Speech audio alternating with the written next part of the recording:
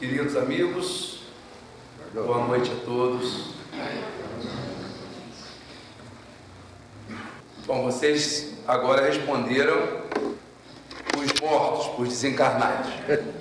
Aí eu vou dar a chance a vocês para responderem para os vivos, né? Então, queridos amigos, boa noite a todos.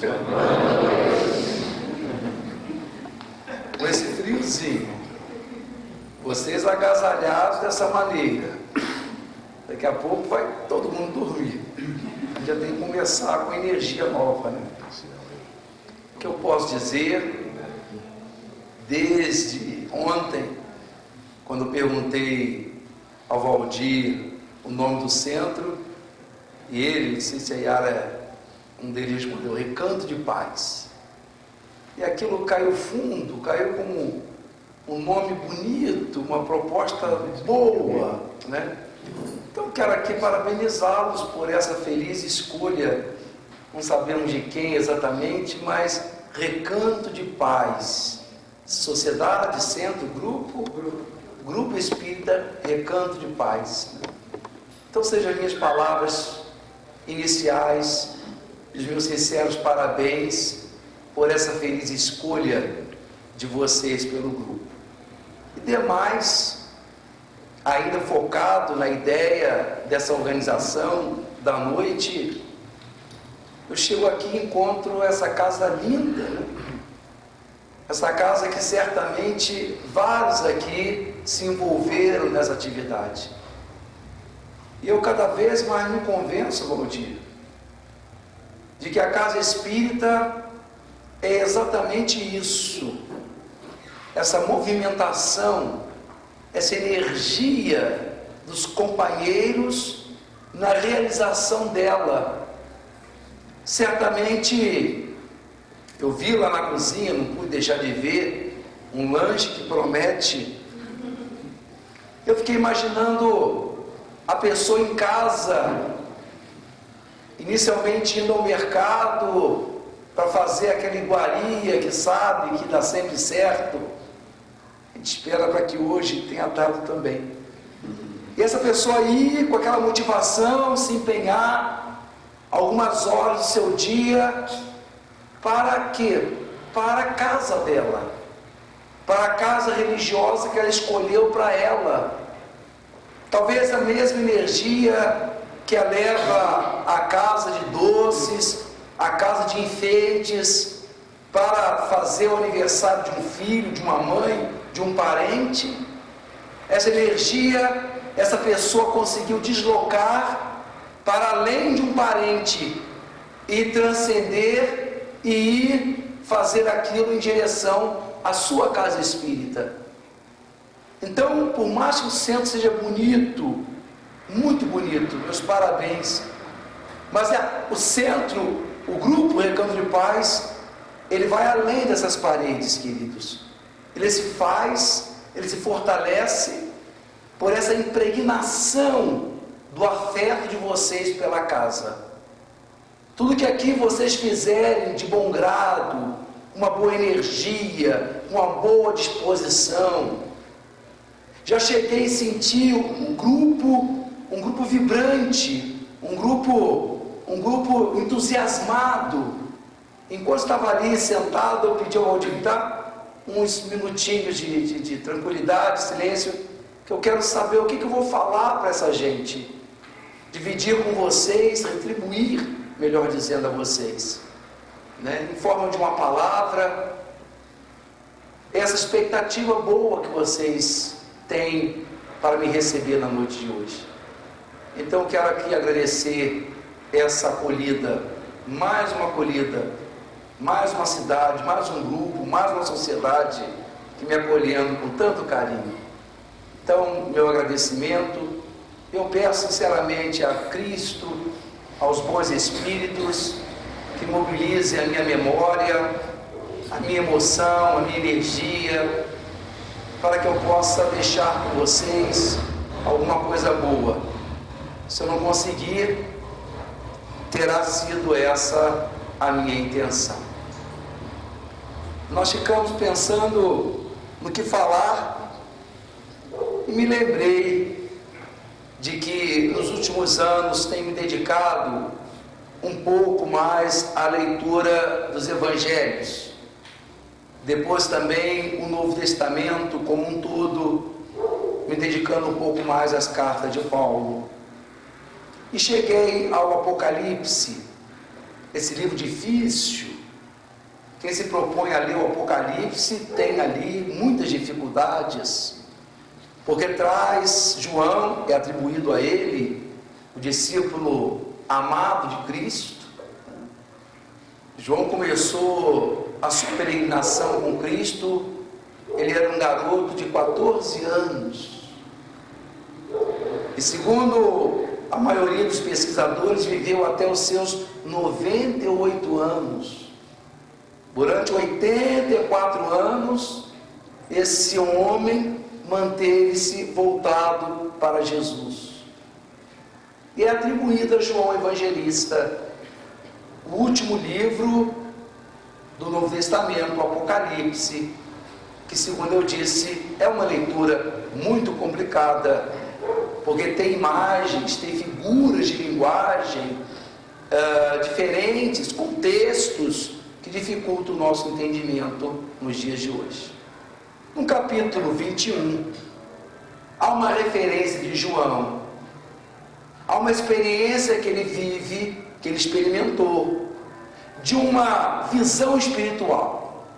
É como ele deixasse os olhos físicos e a sua visão espiritual se alongasse para o imponderável, e através dessa percepção transcendental, ele vê que se aproxima da terra, uma nova terra, uma nova, no seu dizer, uma nova Jerusalém, um novo mundo. E João diz que esse novo mundo era lindo. Esse novo planeta era perfeito. E esse que ele via em direção à terra, essa nova geração, essa nova Jerusalém, esse novo planeta. E quando eu li esse capítulo, eu me dei conta de que talvez João, estivesse ele exatamente prevendo aquilo que os Espíritos séculos depois viriam nos dar uma clareza maior a respeito da Terra se aproximando, creio eu, que a essa altura, nem mais de um mundo regenerativo, mas de um mundo feliz. A destinação da Terra, nós conseguimos antecipar, vai levar ainda algum tempo, mas quem sabe João não estava fazendo exatamente isso, vendo antecipadamente, antes mesmo dos Espíritos da codificação, a chegada de um novo mundo, a realização dessa terra se transformando na nova Jerusalém. Mas no verso 16 do capítulo 21, há uma descrição precisa de João, falando das características desse mundo. Por que ele é perfeito? Por que ele era bonito? Esse mundo era bonito, ele era perfeito, porque ele possuía as 3 dimensões iguais, as 3 dimensões do espaço plenamente desenvolvidas: o comprimento, a largura e a altura, as 3 dimensões do espaço físico. Esse mundo as tinha plenamente desenvolvidas. O comprimento era do mesmo tamanho da largura e esta do mesmo comprimento da altura, tornando equivalentes essas 3 dimensões, dando ao mundo uma noção de harmonia, de equanimidade, de equivalência. E quando eu li isso, queridos, eu fiquei ensimesmado pelo fato de João falar de 3 dimensões do espaço num livro religioso: largura, altura, comprimento. Fiquei pensando, o que seria aquilo? E me ocorreu a ilação que eu aqui divido com vocês na noite de hoje. Eu acredito que João estava descrevendo esse mundo na sua integralidade, como a insinuar para nós que se nós temos a pretensão de chegar a esse novo mundo, de habitar um mundo feliz, possuidor de tanta harmonia, nós temos também de construir essa harmonia dentro de nós. Não estaremos equivalentes a esse mundo se não construirmos em nós também essa mesma harmonia. O mundo só pode ser adequado se nós estivermos adequados a ele, de modo que também, talvez, quem sabe, além do mundo, nós também tenhamos de desenvolver o comprimento da alma, a largura e a altura da alma, tornando essas três dimensões do espírito plenas e totalmente desenvolvidas para chegar a esse novo mundo. Imaginemos o que é um mundo harmonizado, com leis próprias, com leis boas e razoáveis, e chegar lá um indivíduo baderneiro, um indivíduo indisciplinado. A balbúrdia que um ser desse não cria num ambiente desse. Então deve haver uma equivalência daquele espaço externo que queremos habitar com algumas condições dentro de nós, com um desenvolvimento das nossas dimensões também. E o que seria, amigos meus, a dimensão do cumprimento da alma? O que é o cumprimento da alma? O cumprimento da alma, eu proponho que seja o compromisso que todos nós temos de crescer, de ascender, de nos superar, de sermos melhores a cada dia.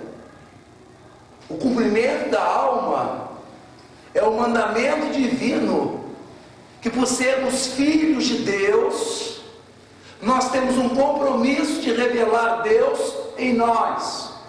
Não importa que não seja um Deus transcendente, que seja um Deus imanente, mas Deus tem de se revelar em nós na sua perfeição relativa.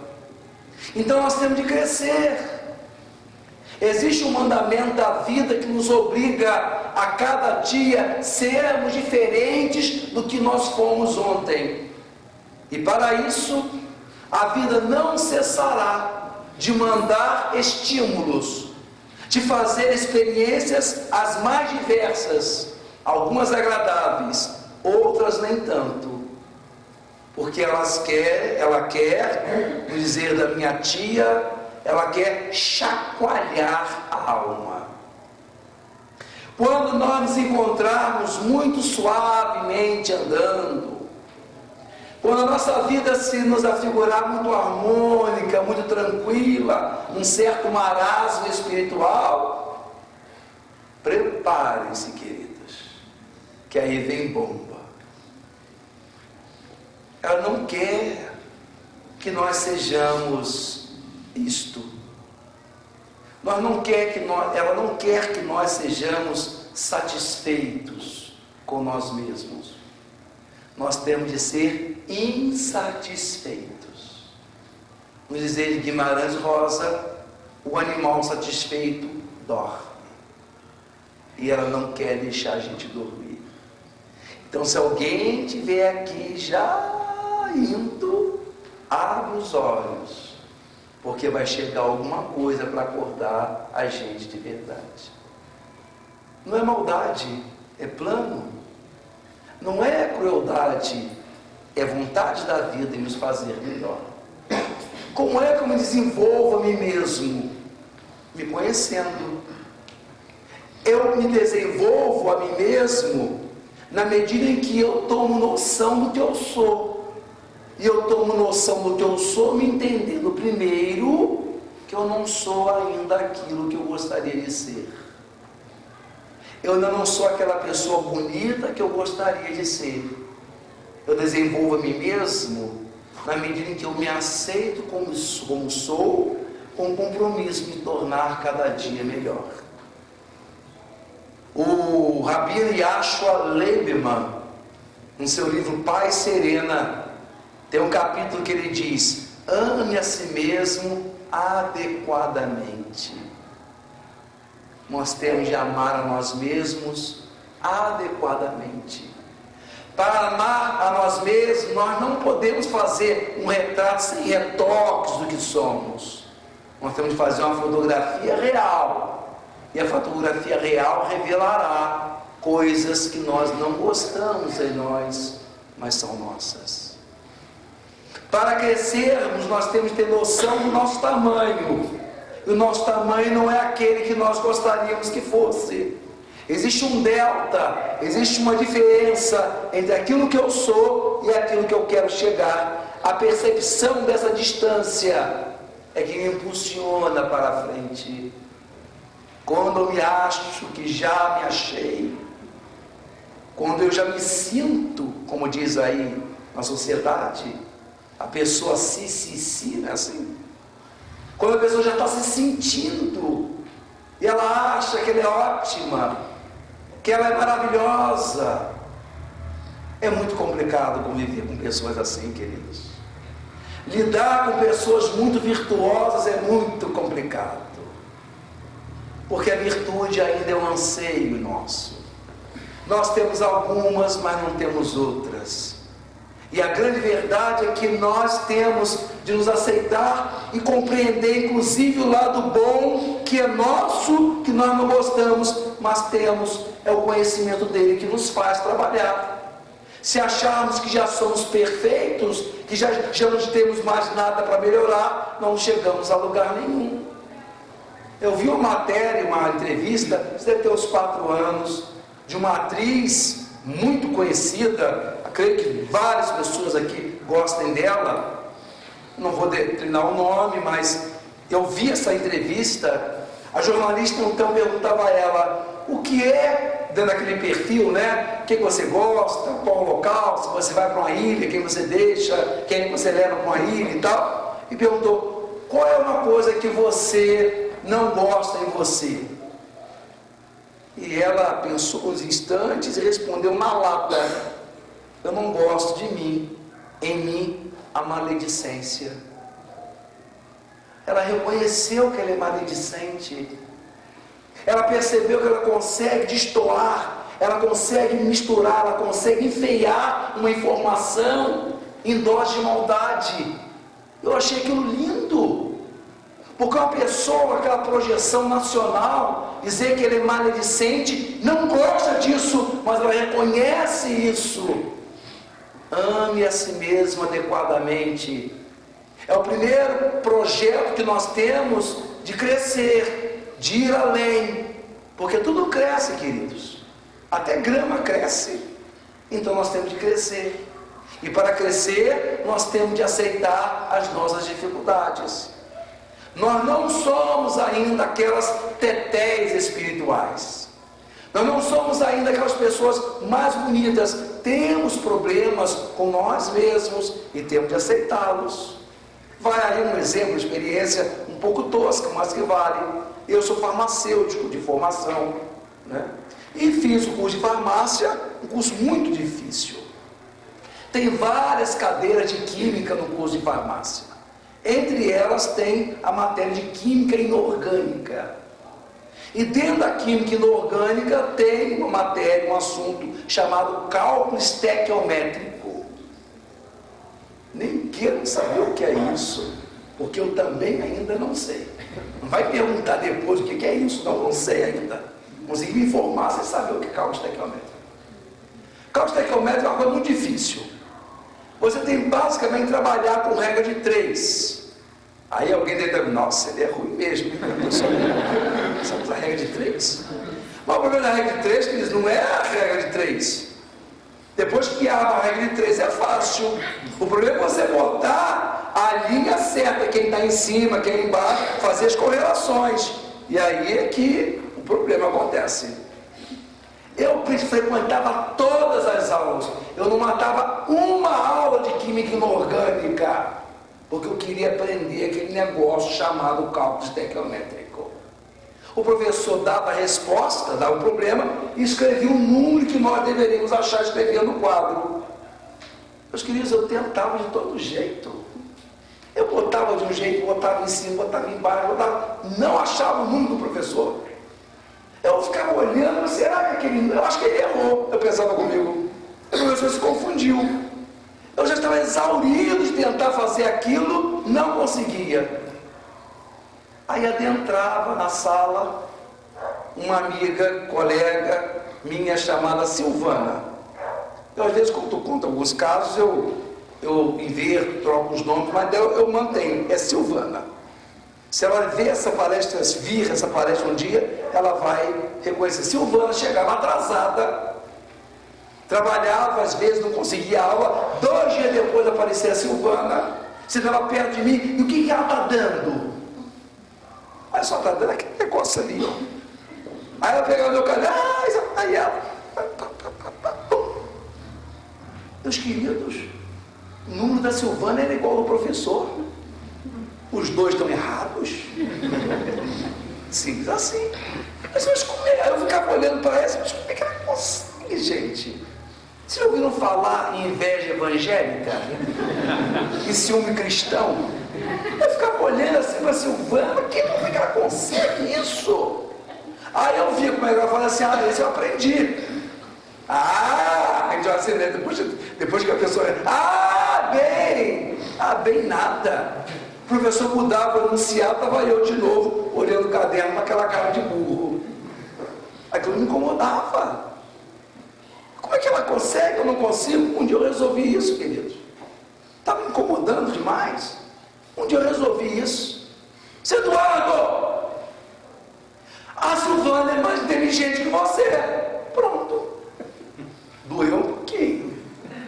Eu tive de admitir. Ela tem um raciocínio mais lógico, mais rápido que o seu. Quando você leva 40 minutos para resolver, ela faz em 5. Meus queridos, doeu. Mas resolvi, pronto. Ela é mais inteligente, dane-se ela. Um pouquinho de raiva, né? Mas é verdade. Eu queria ser ótimo em cálculo estequiométrico, mas não aprendi até hoje. É um exemplo tosco, mas serve para que nós assumamos as nossas limitações, porque só em as reconhecendo é que nós conseguimos trabalhá-las. A pessoa perfeita, a gente não tem nada que fazer com ela. E é intragável uma pessoa perfeita. Eu não aguento uma pessoa perfeita, porque a pessoa perfeita não existe. Simplesmente as dificuldades dela vão sair pelos fundos, pela culatra, pelo declive, e aí é muito complicado. Então amarmos a nós mesmos é a condição de nós crescermos. Além disso, é importante que aqui, num ambiente tão heterogêneo, nós tenhamos entre jovens e velhos mais maduros aquela obrigação de responder a nós mesmos essa pergunta: qual é a minha obra? Qual é a tua obra, meu querido? Qual é a tua obra, minha querida? O que é que eu vim fazer aqui? Qual é a minha mensagem que eu deixo na vida? O que é que eu vim, qual história que eu vim escrever? Eu vim ter essa vida, nascer, ser cuidado pelos pais, desenvolver-me, profissão, casar, constituir família, envelhecer. Eu tenho de deixar uma marca. Eu tenho de responder a mim mesmo: qual é a minha obra? Qual é a mensagem que eu quero deixar? Como é que eu quero ser lembrado? Como é que eu quero que se refiram de mim a mim? Eu sou imortal, sei que vou voltar ao meu ambiente, e o que é que eu vou querer ouvir a meu respeito? Eu fui uma pessoa intransigente?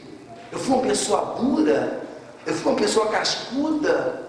É isso que eu vou querer ouvir. Qual é a tua obra?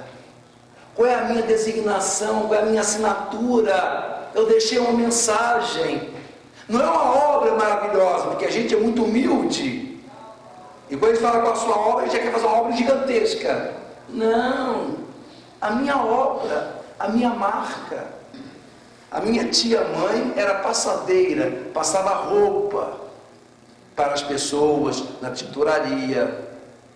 Uma mulher com muito pouca instrução, semi-analfabeta, e a função dela, a expertise dela era passar roupa.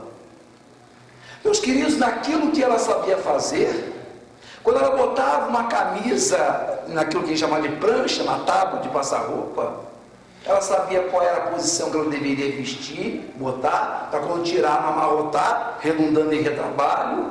Sabia se aquele tecido precisava passar pelo avesso primeiro e depois virar pelo direito, se precisava de vapor ou não. Sabia tudo. Quando ela tirava aquela camisa da prancha, estendia, era a obra dela. Era aquilo que ela havia feito com toda a sua paixão, com toda a sua dedicação. Ela é expertise passar roupas lindamente. Talvez não fosse a camisa mais bem passada do planeta, mas era o que ela fazia com a sua maior paixão. Então é a gente fazer aquilo que lá em Moisés, num dos seus livros, diz: Senhor, eu posso não ser tudo que tenho, eu não posso ser grande coisa, mas sou tudo que tenho, Senhor. Então a gente colocar o que a gente é na paixão e perguntar qual é o que eu desejo deixar como minha marca, qual é a minha obra, sem que isso nos neurotize, sem que isso nos angustie demais. É bom que reflitamos sobre isso. Eu sou imortal, eu estou passando por aqui, eu tenho de deixar uma mensagem, a minha obra, seja ela grande, seja ela uma obra pequena. Quando nós falamos do desenvolvimento pessoal, estamos no cumprimento. A tendência nossa é polarizar também. Desenvolvimento, eu estou falando de desenvolvimento material, intelectual, espiritual, moral. Mas as pessoas, nós destoamos e achamos: então estou certo. É o meu desenvolvimento. Numa época, meus amigos, de muito individualismo, isso é um risco. Porque nós achamos que cada vez mais a sociedade se individualiza.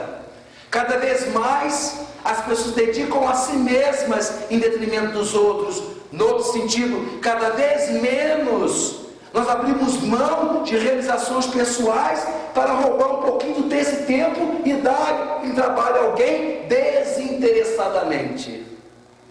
Se eu tenho desenvolvimento comigo, eu estou certo. Para que a gente não vá nessa direção, numa época de consumismo, numa época em que a gente quer ter, possuir, obter, vão alguns cuidados. Nós teremos de fazer distinção entre o que é novo do que é novidade. Novidade é uma coisa que aparece a toda hora, na moda, na alimentação, nos costumes. A indústria alimentícia inventa lá um novo chocolate, bombardeia-nos de mensagens, de notícias, e a gente acaba gostando daquilo. O dia que não tem aquele chocolate novo, a gente fica triste, porque a gente acostumou, acha aquilo é essencial, aquilo é novidade. A indústria da moda coloca uma pedrinha, uma fivela, uma fita, uma sandália e dá um nome a essa sandália. Pronto. A gente já não é o mesmo enquanto não comprar aquela sandália, porque todo mundo da rua tem, só eu que não tenho a sandália. A gente gasta, um amigo meu dizia, vamos que a gente vá a uma festa, vamos que depois aqui da palestra, em agradecimento a vocês terem vindo à palestra, vamos todo mundo jantar no restaurante. Aí as pessoas vão dizer assim: você não pode, não for assim, não é assim que a gente fala. Não, tem que me vestir adequadamente, eu não posso ser assim. Aí a pessoa vai se arrumar, se não tem roupa, ela vai comprar roupa. Veja que coisa interessante de história, dizia ele, a pessoa vai comprar uma roupa que não precisa, gastar um dinheiro que não tem, para impressionar quem ela não conhece. Tudo errado. É tudo errado, um sacrifício enorme.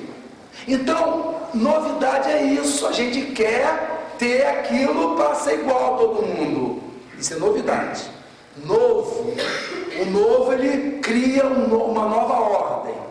O novo, ele refaz um padrão, um status quo. O novo, ele muda o paradigma. O novo acontece de vez em quando. O melhor exemplo que eu tenho para dar de coisa nova é a doutrina espírita. Porque com ela nós percebemos a vida de um ângulo diferente. Com o Espiritismo nós agora entendemos que nós somos imortais, ou pelo menos sobreviventes. E sabemos então que não vamos acabar num barro. A doutrina trouxe esse paradigma novo. E isso faz uma revolução nos nossos valores, nas nossas buscas, nos nossos desejos. Isso é novo, queridos. Então distinguir o que é novidade do que é novo. Quando eu estudava no grupo escolar, criança, já tem um tempinho, eu ia fazer aula de ginástica, calçando no meu pé um negócio que eu não sei se vocês conhecem, que eu chamava de conga. Quem riu porque se entregou. Dá para ver a idade da pessoa. Conga! A minha era branquinha. A conga era uma delícia. A gente hoje vai comprar um sapato, ele disse, o sapato, nossa, é muito confortável, parece que eu estou pisando no chão. O conga era assim, qualquer pedrinha doía no pé, cara, pisava mesmo no chão. A conga, lavava todo final de semana limpinha. Depois da conga, a indústria aperfeiçoou, e esse que surgiu no mercado, um outro negócio, chamado que chute. Eu ouvi, que chute. Gente, até a palavra é feia, que chute, né? Você fala, que chute. Vai ser uma coisa assim. Que chute até tava. Não é isso? Era uma coisa ter que chute. Já tinha conca, agora que chute. O Eduardo está esquecendo do bamba. Eu só não conheci. Mas, meus queridos, vejam que nessa época, o bamba, o quichute, a conga, ela tinha valor porque ela estava nos meus pés. Quem importava era eu. Aquilo era um adereço. Hoje a gente avalia as pessoas pela grife da camisa dela, qual é a calça que ela veste, qual é o tênis que ela usa. Há uma inversão, meus queridos. Isso gera muito problema. Essas coisas horríveis que nós temos visto no contexto do nosso Brasil na atualidade, talvez seja o resultado das pessoas fazerem uma inversão entre desejo e direito. A gente acha que porque a gente deseja, a gente tem direito. Não. A gente pode desejar e não ter. Eu gostaria, mas não posso. E às vezes nossos irmãos menos avisados transformaram o desejo em direito. E aí, por meios escusos e discutíveis, ou não criticáveis, eles querem fazer acontecer de desejo em direito. Então, essa percepção, nós temos de nos acautelar. Porque se nós trouxermos também tudo para nós nos tornamos egóicos, nós nos tornamos individualistas, nós não fazemos nada além do que pensar em nós. E numa época, repito, de muito individualismo, isso não vai acabar bem. Porque segundo João, nós temos de ter as três dimensões: o comprimento, mas a largura também desenvolvida. Não é só o comprimento. O que é a largura da alma? A largura da alma é o nosso movimento em direção ao outro. A largura da alma é eu perceber que eu cresço, mas eu só cresço em função do outro. A largura da alma vai estabelecer uma relação de amor em que eu me aproximo do outro para amá-lo e não para usufruir. não para coisificar, como acontece na nossa sociedade. Quando as pessoas se aproximam das outras, dizendo para si mesmas: eu vou me aproximar porque fulano é importante para mim, fulano é interessante para mim. Quando nós fazemos isso, nós nos tornamos utilitaristas. Nós estamos coisificando, nós não estamos vendo a pessoa, nós estamos avaliando se ela é boa, se ela é importante para mim. Usamos as pessoas. A segunda dimensão da alma, que é a largura, é o movimento que a gente faz em direção ao outro para amá-lo, na sua grandeza e na sua pequenez, na sua grandiosidade espiritual e na sua insensatez. Chegar ao outro e gostar dele a despeito dos problemas que a pessoa tenha. Quando acontece às vezes de uma moça ou de um rapaz gostar de um que não presta. Curioso, querido, isso a gente não gosta, nenhum pai gosta disso, mas o amor tem disso. Aquele que era certinho que a mãe quis, não é aquilo que ela, não é aquela que ele quer.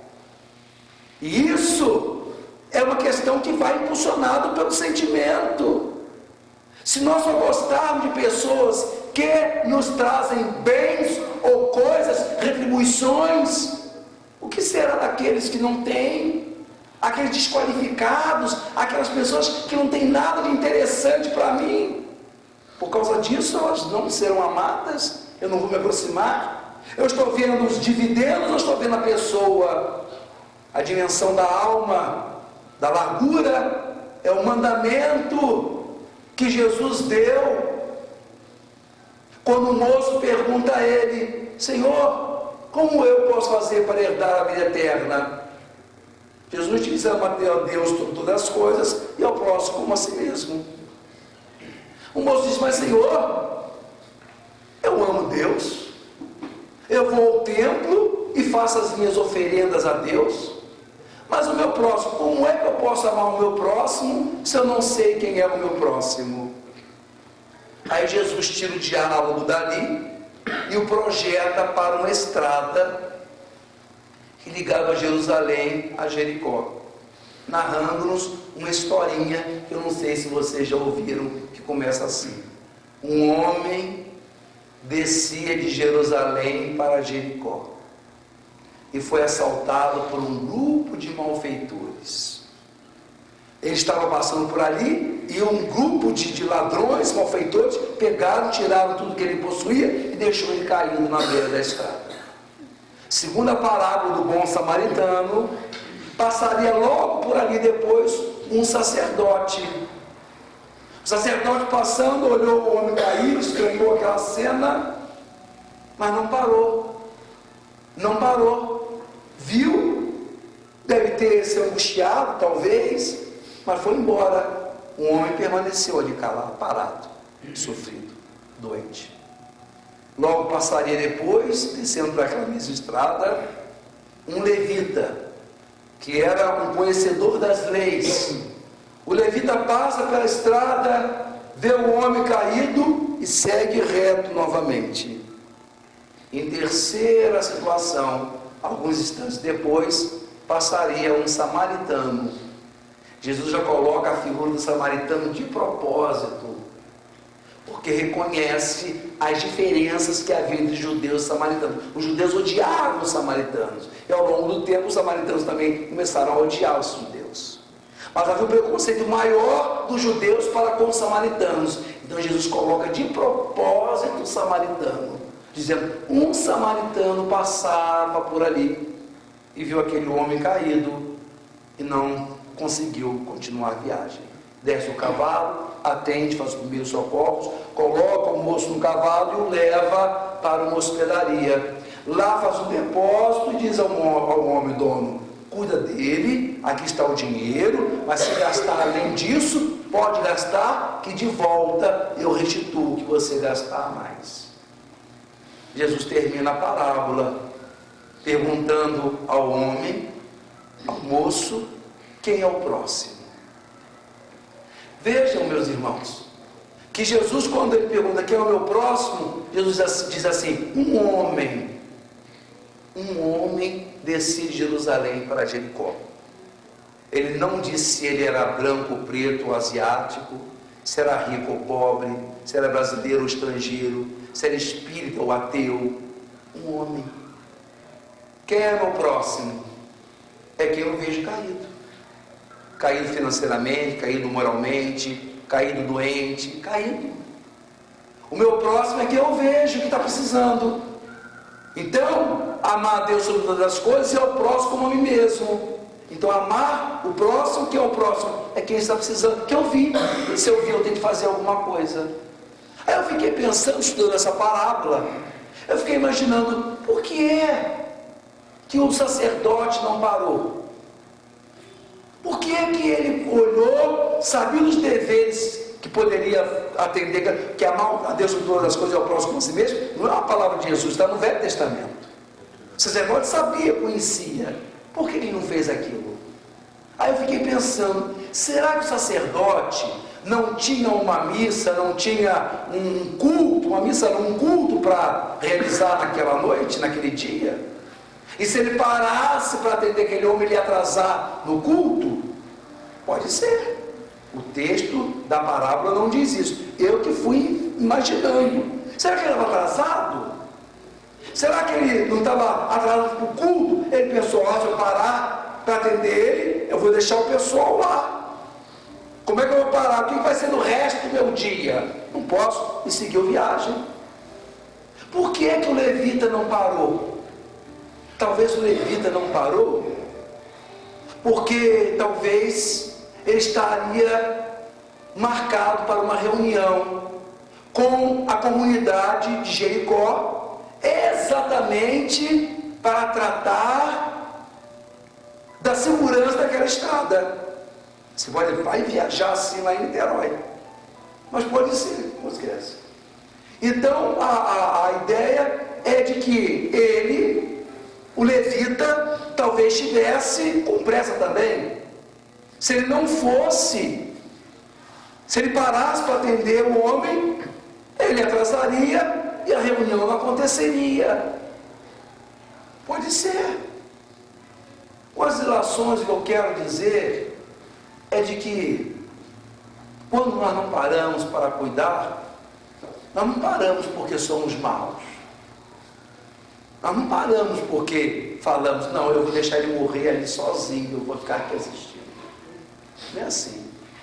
A gente não para atender porque a gente tem compromissos. Tem sempre uma razão, tem sempre um motivo razoável, geralmente voltado para mim. Então, por que eles não pararam? Nós não paramos, talvez não fossem homens maus, mas eles não pararam porque eles pensaram, se eu for atender esse sujeito, o que é que vai ser no resto do meu dia? Não é assim que a gente pensa, queridos? A gente pensa, eu não posso fazer isso. A gente está no sinal de trânsito, bate um garoto, um moleque lá, pedindo um dinheiro. Aí a gente não sabe o que fazer, não sabe se fecha o vidro, pode ser um assaltante, mas pode ser uma criança carente. Aí a gente parte para aquela resposta, cadê a mãe dessa criança? Não é assim? Cadê o pai? Cadê o governo? Cadê o prefeito? Sempre desculpas para os outros fazerem. O samaritano pensou diferentemente. Ele pensou, se eu não fizer alguma coisa por esse sujeito, o que vai ser dele? Ele decidiu estragar o planejamento do seu dia para atender aquele homem. Esse é o diferencial. A humanidade, dizia Anne Besant, está dividida em dois grandes grupos. Aqueles que, diante da situação de um chamamento desse, perguntam a si mesmo, por que eu? Por que é que eu que tenho de atender ele? A gente passou por essa estrada e viu, por que é que tem de ser eu a fazer? Essa é uma parte da sociedade. Pergunta, por que eu? A outra metade do mundo responde, pergunta, por que não eu? Esse não, queridos, significa séculos de evolução espiritual. Um grupo vai responder, perguntar por que eu, e outro grupo vai dizer, por que não eu? Porque não sou eu a pessoa, o cara para fazer isso. Essa é a postura nossa em relação ao outro. Emmanuel nos diz que não nos perguntarão, meus queridos.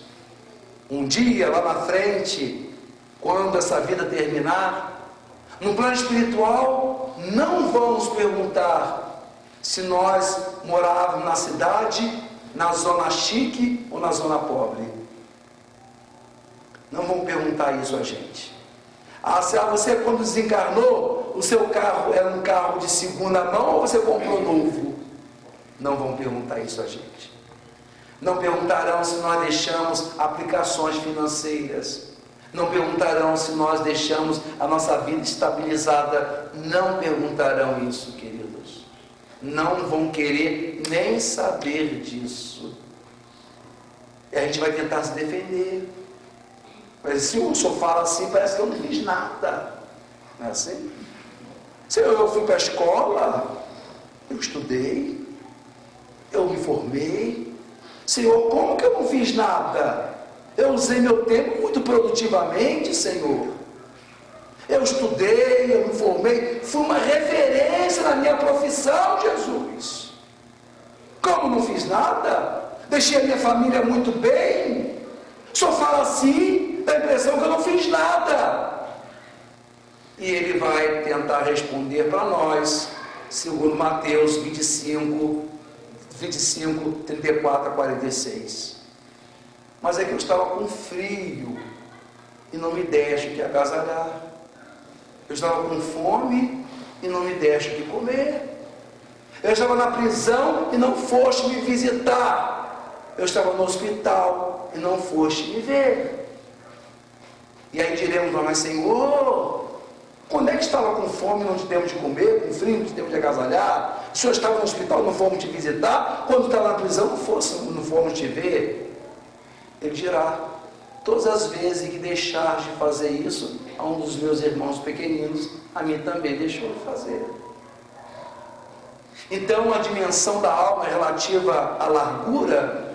O comprimento é o meu desenvolvimento pessoal, mas a largura diz do meu encaminhamento para o outro, porque o outro me realiza.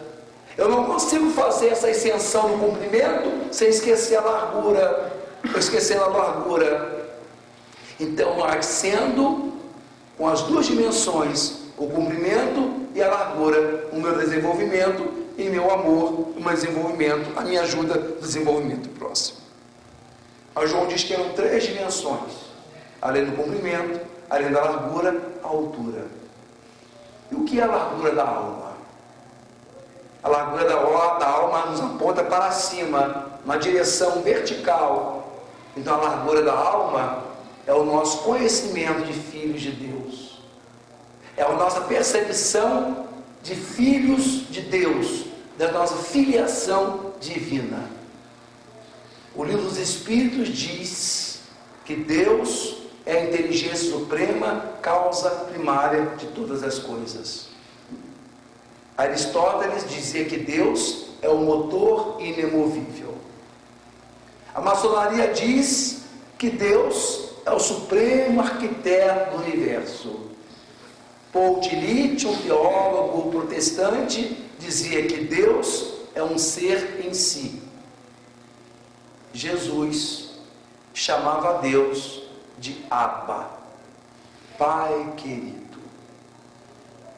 Então esse Pai querido que a gente não entendeu muito bem, na questão 14 do Livro dos Espíritos, Kardec faz uma pergunta às entidades, se poderia conhecer a essência de Deus. As entidades dizem, não vos percais num labirinto de onde não podereis sair. Deus existe, pronto. Emmanuel vem em socorro da codificação, dizendo-nos, não pergunteis se Deus é um centro gerador de vidas ou um mundo gerador de sóis, porque não temos ainda a inteligência capaz de ver a grandeza. nós possuímos o coração capaz de sentir o amor. Então, Deus, a terceira dimensão, a dimensão da altura, é aquela que nos aponta para cima, em que nos obriga a dizer: Pai querido, Abba, meu Pai. Esse Deus, repito, que nós não entendemos bem como Ele é, mas que nós vamos percebendo, descobrindo pelas vias do coração, não tanto pela racionalidade, porque a racionalidade na abordagem de Deus, ela é um pouco estouvada, mas a relação, quando nós descobrimos Deus pelas vias do coração, pelos caminhos do coração, do sentimento, Deus se revela por esses caminhos. Essas são as três dimensões, meus amigos. Uma vez desenvolvidas plenamente, elas nos tornarão totalmente adequados a essa dimensão maior. As três dimensões desse mundo visto por João, o comprimento, a largura e a altura, são as três dimensões que nós temos de dividir, desenvolver em nós, para alcançar e termos direitos a viver neste mundo com as três dimensões desenvolvidas. Ou seja, a pessoa às vezes fica preocupada: mas eu devo pensar em mim, eu devo polarizar em mim ou no outro? Você tem que pensar em você, no outro e em Deus, é tudo ao mesmo tempo. Se nós formos às sagradas e sérias tradições religiosas, nós vamos ver no budismo o caminho óctuplo que Buda estabelece, em que não sai dessa toada. O meu crescimento, a minha superação, a minha capacidade de ver além, o não apego, a minha direção ao outro. E embora o budismo não tenha uma figura de um Deus transcendente e pessoal, ele é teísta, na medida que entende que existe uma ordem ordenadora disso tudo. Então percebe uma dimensão divina, ainda que não seja um Deus pessoal transcendente. Se nós formos ao hinduísmo, nós vamos encontrar os três caminhos, novamente, de superação espiritual: a Karma Yoga, Jnana Yoga e a Bhakti Yoga. A Yoga da iluminação pessoal, a Karma Yoga, que são as realizações, e a Bhakti Yoga, que é a Yoga do amor. Vejam que não tem muito para onde escapar. O meu destino, a minha função, a minha vida, é esse compromisso que eu tenho de ser cada vez mais melhor e cada vez mais satisfeito comigo, essa busca de ver o outro e a minha direção a Deus. Se eu conseguir fazer esse movimento nessas direções, eu estou me capacitando a adentrar esse novo mundo, essa nova Jerusalém. Eu tinha combinado com o Valdir uma palestra um pouco mais longa, de 4h30. Eu vou ficando por aqui. Vocês ficam me devendo 3h30. Mas eu não posso ir embora sem narrar para vocês uma parábola muito interessante, que fala a história de um rabino chamado Jequel. Em verdade, Yosik, filho de Jequel. Era um rabino, e ele vivia num gueto, em Cracóvia, na Polônia. Yosik, filho de Jequel, vivia a sua vida comum, lutando com a sua pobreza, com as suas dificuldades, até que teve um sonho. O Yosik, filho de Jequel, teve um sonho, e o sonho dizia que ele deveria deixar o gueto dele de Cracóvia e ir em direção a Praga, na República Tcheca, e lá debaixo da ponte que dá em direção ao castelo do rei, ele deveria cavar debaixo da ponte e encontrar um tesouro que daria fim aos seus problemas financeiros. Ele acorda no dia seguinte, lembra do sonho, mas meu Deus do céu, estou ficando velho, vê se um sonho maluco desse não dá importância ao sonho. Passado alguns dias, eis que ele sonha de novo. Eusique, filho de Jequel, se lembra do sonho em que dizia que ele deixasse Cracóvia, juntasse dinheiro, fosse a Praga, na República Tcheca, antiga Tchecoslováquia, e debaixo da ponte que dava em direção ao Castelo do Rei, cavar e trazer um tesouro lindo que poria fim às suas torpezas materiais. Ele sonha com isso e disse: nossa, a coisa está difícil, é a segunda vez que eu sonho dessa maneira. Não deu a mínima para o sonho. Eis que algumas semanas depois, de novo o sonho. Ele, então eu vou ver. Juntou dinheiro, argumentou lá com o patrão e foi fazer a viagem da Polônia, Cracóvia na Polônia, e foi ao Siegfried Jekyll, foi a Praga, na República Tcheca. Quando ele desembarca em Praga e afoito vai em direção ao Castelo do Rei, vê a ponte, mas também vê que ela é guardada por um grupo de soldados armados que ficavam na ponte guardando o acesso ao Castelo do Rei. Ele se frustra. Como é que ele pode cavar na ponte com aqueles soldados todos ali? Não sabe o que fazer. Então ele volta para o hotel, fica pensando, dorme, volta no dia seguinte, pensando que talvez fosse somente naquele dia, e encontra outros guardas ali vigiando a ponte também. Ele fica muito preocupado. Mas como é que esse sonho 3 vezes e o sonho me falou que tinha guarda tomando conta da ponte? Confuso, volta, daí um dia volta o outro, até que um desses dias o guarda, o chefe da guarda, vê aquele velho ali rondando a ponte, se aproxima dele e diz: meu senhor, eu já noto já há alguns dias o senhor aqui, eu fico preocupado, não sei se o senhor está perdido, não sei se o senhor marcou com alguém que não veio, se o senhor não tem para onde ir, eu posso ajudar a fazer alguma coisa pelo senhor? O moço mostrou tão amigo que eu Siegfried de Jekyll disse: olha, meu amigo, eu vou te contar a verdade.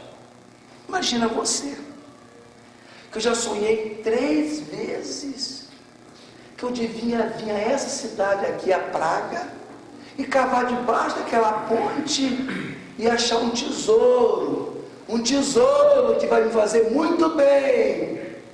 Quando ele conta o sonho, o guarda leva a mão à boca e começa a rir, saculeja até. Diz: mas por favor, você vai me desculpar, eu estou rindo, eu não posso deixar de rir, não é zombaria não, mas eu estou achando muita graça. Como é que o senhor, experiente como o senhor é, vai acreditar num sonho tolo desse, meu velho? E deu de rir. O velhinho ficou sem graça, olhando aquele guarda rindo dele. Não tem direito, não tem de rir. O senhor fez essa viagem, gastou dinheiro, tempo, sandália, para sair de Cracóvia e vir para cá. Eu vou contar ao senhor uma coisa interessante. Eu tive um sonho parecido com o seu. Imagine o senhor que um dia eu acordei, lembrando de um sonho que dizia que eu devia pedir uma certa folga na guarda, sair daqui e ir a um gueto em Cracóvia, lá na Polônia, e encontrar um tal de Eusique, filho de Jekyll, porque na casa desse homem, atrás do fogão tem uma parede, e dentro dessa parede tem um tesouro. Imagina se eu vou lá procurar. Metade do gueto de Cracóvia chama Eusique, a outra metade é Jekyll. Eusique e Jekyll derrubam o gueto inteiro para achar uma parede. Ele não tinha dito o nome dele ao homem.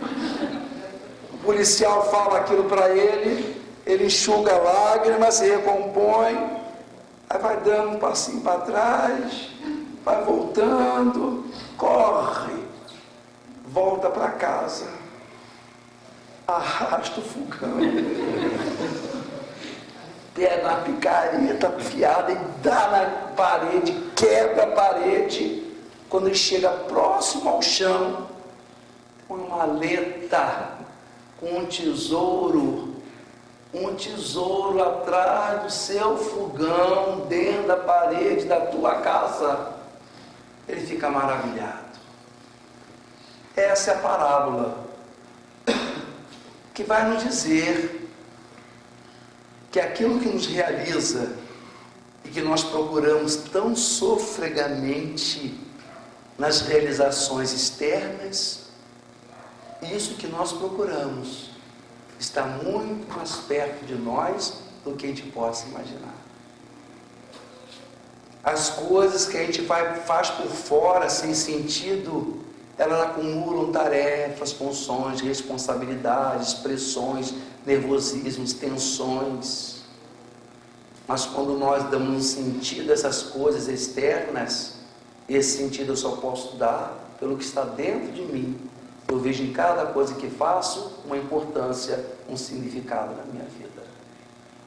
Então, quando ele acha o tesouro na sua casa, na tua parede, atrás do seu fogão, a palavra quer nos dizer isso. O que nós temos de mais precioso está mais perto de nós do que a gente possa imaginar. Mas a parábola traz uma outra mensagem, meus queridos, que eu queria chamar-lhes a atenção. É de que ele só descobre isso depois que ele vai lá em Praga e o soldado, o chefe da guarda, diz a ele. E nessa parábola é completa porque ela também nos revela que, embora o que nós queremos e precisamos esteja junto de nós só descobrimos a partir de alguém. Nós só descobrimos a partir do outro. É o outro que tem o poder de revelar-nos a nós mesmos.